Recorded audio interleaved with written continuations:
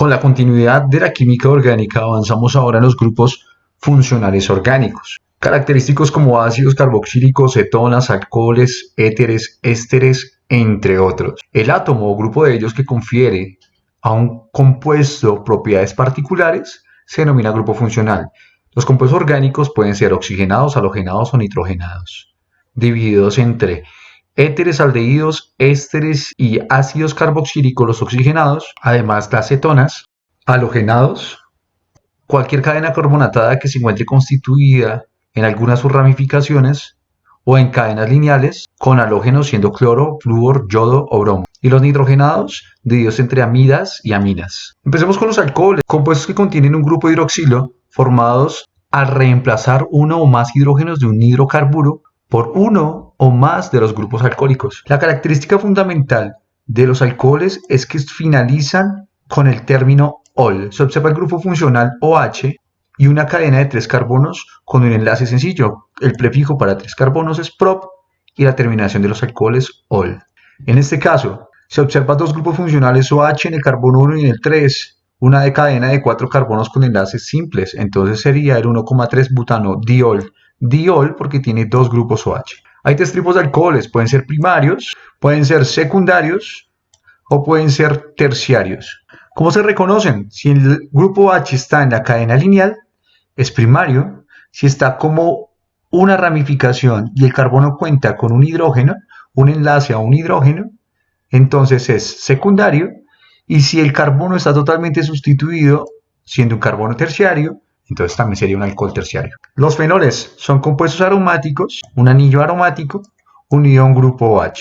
Éteres. ¿Cómo se reconoce un éter? Porque se va a observar compuestos que se derivan del agua o del alcohol. Cuando se sustituyen en ellos el hidrógeno por cadenas carbonatadas, generan la función éter. Entonces observemos, la característica principal de los éteres es ver ese oxígeno central. En este caso tenemos una ramificación por la parte derecha que es igual a la que se encuentra en la parte izquierda. Como tienen 2 átomos de carbono, el prefijo que se usa es etil. Entonces tenemos el dietil éter.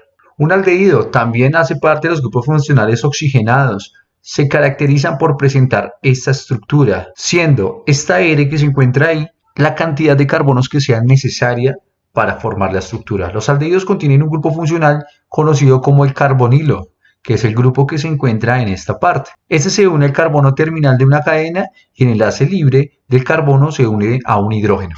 Ejemplo, miremos este, tiene 2 átomos de carbono. Al presentar 2 átomos de carbono, el prefijo que se usa es et y los aldehídos se caracterizan porque terminan en al. Acá tenemos otros ejemplos, donde también podemos observar que hay otra terminación del aldehído que es con la misma palabra del grupo funcional, siendo aldehído. O sea que este se podría llamar también etanaldehído. Cetonas. Las cetonas presentan el mismo grupo carbonilo, pero en sus ramificaciones, tanto derecha como izquierda, va a tener cadenas carbonatadas. Miremos esta expresión.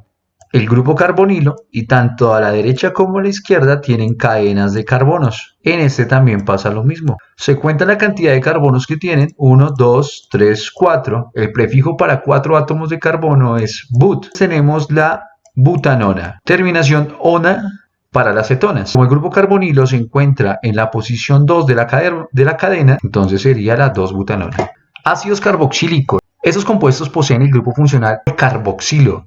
Se caracteriza por presentar una importante polaridad debido al doble enlace con el carbono al oxígeno y el grupo hidroxilo, es decir que la mayoría de los ácidos carboxílicos son altamente polares, que interactúan mediante puentes de hidrógeno con otras moléculas como el agua, alcoholes u otros ácidos carboxílicos. Acá tenemos algunos ácidos carboxílicos, miremos el número 3, donde tenemos una cadena carbonatada con 1, 2, 3, 4 átomos de carbono. Para nombrar ácidos carboxílicos siempre se empieza con la palabra ácido, debido a que tiene 4 átomos de carbono, entonces el prefijo es but y la terminación es oico, ácido butanoico. La característica principal de los ésteres es que son semejantes a los ácidos carboxílicos. La diferencia es que el hidrógeno, característico del grupo OH, es reemplazado por una cadena de carbonos. En esta estructura podemos observar que la cadena principal, donde se encuentra el grupo carbonilo, está constituido por 2 carbonos y se nombra como si fueran sales inorgánicas, es decir,